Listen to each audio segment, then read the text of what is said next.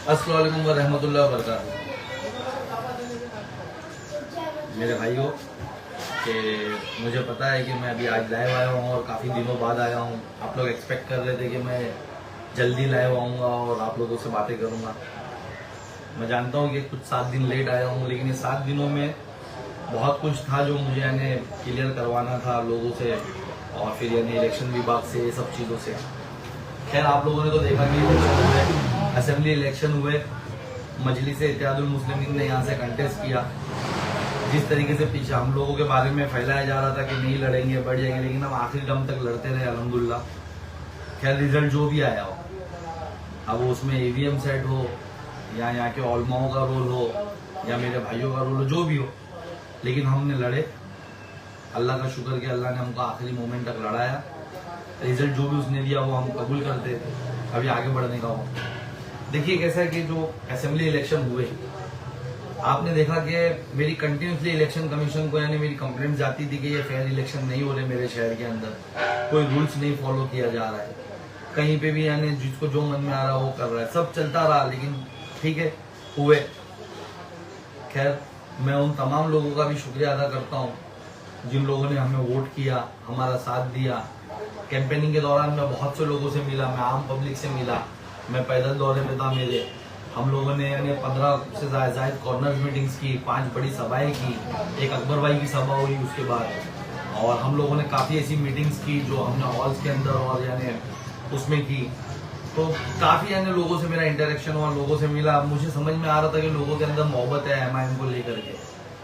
लेकिन वो जैसा कहते हैं ना कि अभी एक न्यूज में देख रहा हूँ कि यहाँ के जीते हुए विधायक की कंटिन्यूसली कह रहे हैं कि पूरे महाराष्ट्र की ईवीएम सेट हो गई थी, पूरे महाराष्ट्र की ईवीएम सेट होकर के ये रिजल्ट आए, यानी महाविकास आघाड़ी ऐसी नहीं आ रही, रिजल्ट ऐसे सेट हो गया है। तो क्या यहाँ पर भी यानी उनके साथ जो यहाँ के अभी सीएम बनने वाले उनकी दोस्ती निभाई गई, यहाँ पर भी ईवीएम सेट हुई?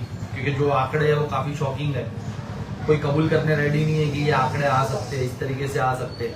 70 से 80% लोग जो नाराज थे, क्या वो टोरेंट का दुख भूल गए, कि कब्रिस्तान की चोरी भूल गए, कि रिजर्वेशन जमीनों पे जो गबन हो रहा है, जो उनके बच्चों के मुस्तकबिल के लिए रिजर्वेशन की जमीन है वो भूल गए, कि हॉस्पिटल का प्राइवेटाइजेशन भूल गए। ये 70 से 80% लोग जो नाराज थे, ये कैसे वोटों में कन्वर्ट हुए? ये मुझे नहीं लगता कि यानी किसी के बोलने पे ऐसा कन्वर्शन आ सकता है। ठीक है, पूरे महाराष्ट्र की मशीन सेट हो सकती है, तो मैं ज्यादा नहीं बोलूंगा। मुमरा भी कोई बाहर नहीं है महाराष्ट्र से, और तो जो हमारे यहाँ के विधायक है उनके रिलेशन, चाहे वो अभी जो सीएम बनने वाले फडणवीस साहब हो या कोई भी, उनसे किस तरीके से दोस्ताना रहे सबको पता है।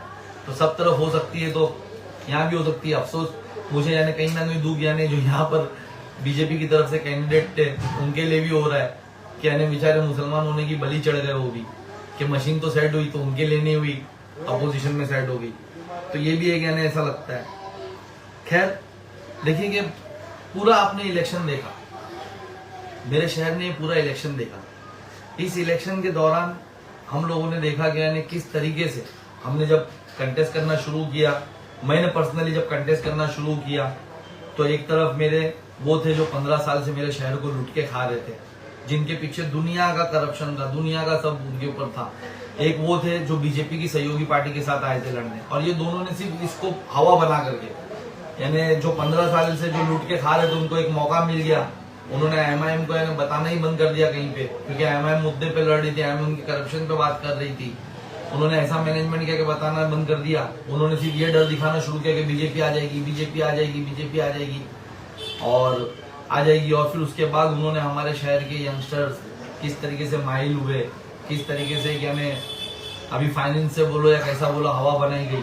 उसके बाद बड़ा अफसोस हुआ मुझे जब देखा मैंने कि यानी शहर के कुछ उलमाओं को देखा मैंने कि जो गली गली घूम घूम करके उन्होंने भी यानी किस तरीके से एमआईएम के अगेंस्ट प्रचार किया। आप सोचे कि एमआईएम को कितना इनको टेंशन था, जो बिना बताए बिना एमआईएम का नाम लिए ये लोग एमआईएम के अगेंस्ट कर रहे थे। आपने अगर सुना होगा उन उलमाओं को, तो उन्होंने जब आपकी बिल्डिंगों के नीचे आकर के ऐलान किया होगा तो उन्होंने ये जुमले जरूर कहे होंगे कि आप बहुत सोच समझ के वोट दीजिए, ना तो बीजेपी आ जाएगी। यानी वो बीजेपी के लिए तो वोट नहीं मांग रहे थे, उसके अगेंस्ट ही बोल रहे थे कि बीजेपी आ जाएगी। अगर आपने सोच के वोट नहीं दिया, किसी को ऐसा वोट दे दिया जो यानी खुद नहीं जीत पाया, तो बीजेपी आ जाएगी। यानी वो बता रहे थे कि आप तुतारी को वोट दीजिए, वो यानी इस तरीके से रिक्वेस्ट कर रहे थे आपसे। कि नहीं आप तुतारी को वोट दीजिए नहीं तो बीजेपी आ जाएगी, यानी तुतारी को वोट दीजिए नहीं तो बीजेपी आ जाएगी। लेकिन आप जिसको वोट देने वाले थे वो एमआईएम थी, यानी वो एमआईएम के खिलाफ आप लोगों को माइंड सेट करने आए थे। वो आप लोगों को यानी वो ओलमा लोग एमआईएम के खिलाफ बोलने आए थे। वो मैं वो ओलमाओं से बहुत अदब से पूछना चाहूंगा कि आपने पिछले 15 सालों में ये रोल क्यों नहीं निभाया? क्या आप आने वाले टाइम पर भी रोल कैसा निभाओगे? आपने बड़ी शिद्दत से, बड़ी ईमानदारी से, जिस तरीके से आपने पिछले 15 सालों से हम लोगों को बुला बुला करके कहा कि नहीं ये बहुत चोर नेता है, ये शहर को बर्बाद कर रहा है, ये टोरेंट जैसी कंपनी ला करके हमको बर्बाद कर रहा है, ये अपने शहर को, साहब भाई आपको आवाज उठाना पड़ेगा, मेरे धरनों पे आए, मेरे उस पे आए। आपने खुद कितने ऐसे अमन मार्च निकाले जिसमें हम लोगों को बुलाया। अभी तो खैर अब हम आपको समझ चुके, अब हम उसमें नहीं आएंगे, लेकिन लोग भी शायद आपसे अभी परहेज करें क्योंकि लोग भी समझ चुके कि आप लोगों ने क्या किया। आपने जितनी शिद्दत से हर बिल्डिंग के नीचे जा करके बोला कि तुतारी को वोट दीजिए, हम इससे काम करा के लेंगे, तो क्या आप अभी जो टोरेंट के लोगों को बिल ज्यादा आ रहे, क्या आप उसकी जिम्मेदारी लोगे? मैं उन ओलमाओं से बड़े अदब से पूछना चाह रहा हूँ, क्या आप उसकी जिम्मेदारी लोगे? क्या आप वो टोरेंट का बिल लोगों का खत्म करवा के दोगे? मेरे ऑफिस पे भी पिछले 3-4 दिनों में काफी लोग आए। मैंने कहा कि भाई आप लोगों ने ओलमाओं से कांटेक्ट करे, मैं आप लोगों के नंबर्स भी दे रहा हूँ, शायद आप लोगों को 1-2 कॉल भी आए होंगे या आगे भी आते रहेंगे। क्या आप, जब मेरी माँ बहने, जब अभी नया साल स्कूल का शुरू होगा, स्कूल और फीस के लिए परेशान रहेगी, तो क्या आप यानी उनको जा करके स्कूल और फीस की यानी मदद कराएंगे जिस तरीके से हम लोग करते थे? तो आप लोग ये इलेक्शन पीरियड में निकल करके क्या साबित करना चाह रहे थे? क्या करना चाह रहे थे आप लोग? यानी क्यों एक जालिम का साथ दे रहे थे? ऐसा क्या आप लोगों को बेनिफिट था इसमें? क्या आप लोगों को ऐसा वो था कि आप यानी ये नहीं बता रहे थे कि इसने टोरेंट लाया जिससे शहर परेशान है, इसने यानी कब्रिस्तान का घोटाला किया है, स्लाटर हाउस खा गया जिससे रोजगार आती थी, आज तक हॉकर जोन नहीं दिया है, रिजर्वेशन की जमीन जिसपे बच्चों का मुस्तकबिल टिका हुआ है वहां पर इसका अध्यक्ष कब्जा करके बैठा है, वहां हॉस्पिटल प्राइवेट होने जा रहा है शहर का, कल हॉस्पिटल के बिल ज्यादा आने लगेंगे लोगों को, तो क्या आप लोग जिम्मेदारी लोगे? तो ये ओलमाओं से मेरी तमाम जितने भी व्यूवर्स मेरा भी ये वीडियो देख रहे होंगे, और खास करके मुमरा कलवा के लोगों से, अगर आपको आने वाले वक्त में जिस तरीके से आप लोग मेरे ऑफिसों पे आते हो, मुझे बताते हो कि टोरेंट ने हम पे केस बना दी, भाई 2.5 लाख का फाइन कर दी, मैं चलता था आपके साथ, जाता था वहां पर, मैं लड़ता था उनसे, आपके वो बिल को कभी 5,000, कभी 7,000, कभी 10,000 करके मैं खत्म करवाता था तो जो केसेस होते थे। तो आप ये ओलमाओं से भी वो काम करवा के लीजिएगा, आप इनके पास जाइएगा, या तो फिर ओलमाओं को चाहिए कि वो अपना एक वक्त बता दे कि वो कब यानी एनसीपी के ऑफिस पे बैठेंगे, शरद पवार गुट के ऑफिस पे बैठेंगे, क्योंकि ऑफिशियली वो डिक्लेयर करे कि आप एनसीपी के कार्यकर्ता हो, आप एनसीपी के लिए काम कर रहे हो, क्यों आप यानी ओलमा बोल के जाते हो? है ना, आपके बीच में से भी है जमीयत ओलमा का, इनके वो वहाब कासमी, उन्होंने कैसा अपने फेसबुक पे लिख के रखा है कि वो एनसीपी पार्टी के यानी वर्कर है।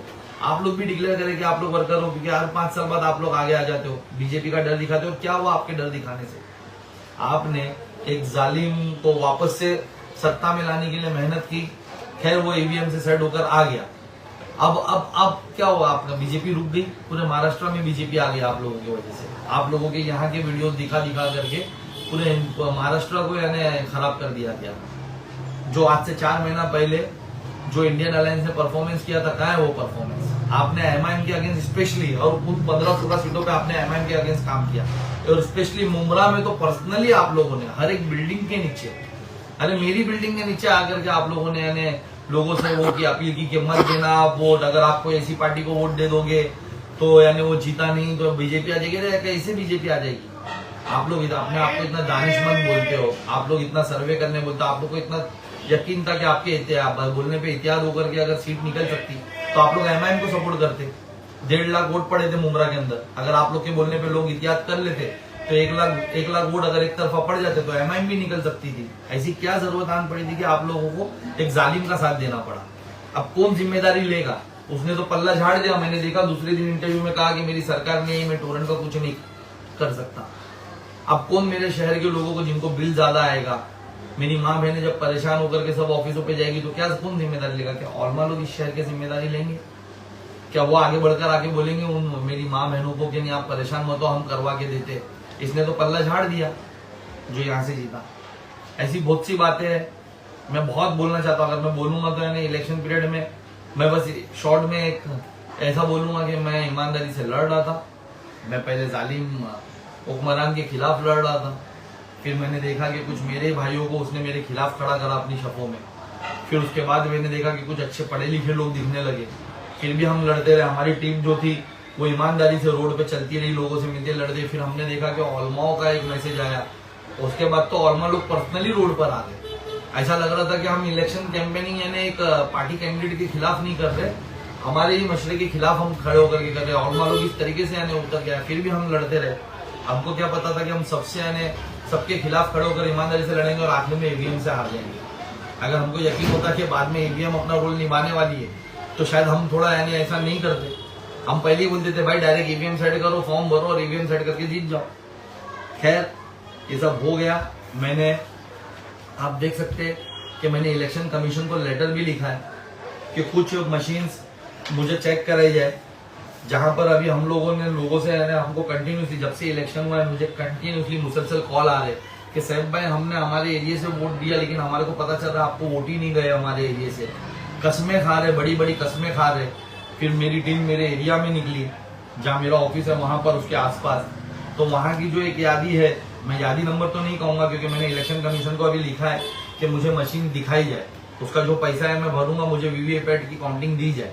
तो मैं यादी नंबर तो नहीं कहूंगा। हम लोगों ने सर्वे किया, वहां पर जितने वोट्स हमको बताए जा रहे कि हमको जितने वोट्स मिले और सामने जीतने वाले को जितने वोट्स मिले, तो जब हम वो बिल्डिंगों का सर्वे कर रहे तो हमको पता चला कि भाई उतने वोट तो हमको मिले डबल तादाद में और सामने वाले को कम दिया ही नहीं किसी ने। तो ये वोट्स कैसा है करके मैंने इसके लिए यानी दिया है। कुछ लोगों का पैसा भरना है उसके लिए ईवीएम की वीवीपैट की चिट्ठी चेक करने के लिए, तो मैंने कहा है कि मैं वो पैसा भरने तैयार हूँ, आप मुझे यानी वो चिट्ठी गिनाए। और ये लेकिन इलेक्शन कमीशन मुझे कोई रिस्पॉन्स देने तैयार नहीं है। आप देख सकते हैं मैंने कलेक्टर को दिया है, मैंने जो आरओ यहाँ बैठे थे मैंने उनको दिया है लेटर, लेकिन उन लोग को यानी मुझे चिट्ठी गिनाने को तैयार ही नहीं है और बात आगे बढ़ाने तैयार नहीं है। तो क्यों ऐसा किया जा रहा है जब पूरे महाराष्ट्र के अंदर चल रहा है वही हुआ है हमारे शहर में, क्यों नहीं मुझे चिट्ठी गिनाई जा रही? मैं पैसा भरने तैयार हूँ, मुझे बताया गया कि 47,000 आपको एक बूथ का भरना पड़ेगा। मैं उसके लिए भी एग्री कर रहा हूँ उनके सामने। मेरा फोन उठाना बंद कर दिया आरओ सर ने, आना बंद कर दिया मुमरा ने। कल भी मैं स्टेडियम गया तो बोले कि आज नहीं है। तो क्यों ऐसा की जा रही है? अगर ये ईवीएम सेट नहीं थी तो आप हमको चिट्ठी गिना दीजिए। उस दिन तो खैर हम लोगों से यानी हो गई मिस्टेक कि हम निकल गए, जब हमने देखे कि नंबर यानी ऊपर नीचे आ रहे तो हम वहां से जगह से हट गए। वो हमसे गलती हो गई, अगर उसी दिन हम खड़े होकर गिना देते तो शायद ये नौबत ना आती। लेकिन फिर भी ओवरऑल ये इलेक्शन ठीक है, वो ईवीएम सेट हुआ, ये सेट हुआ, वो पैसे से जीता। मेरा सिर्फ मेरे शहर के ओलमाओं से यही मुतालबा है कि 15 साल अपोजिशन दिखाना, उसके बाद आप लोग यानी रोड पर आकर के एक जालिम का साथ देना, ये कहाँ तक सही है?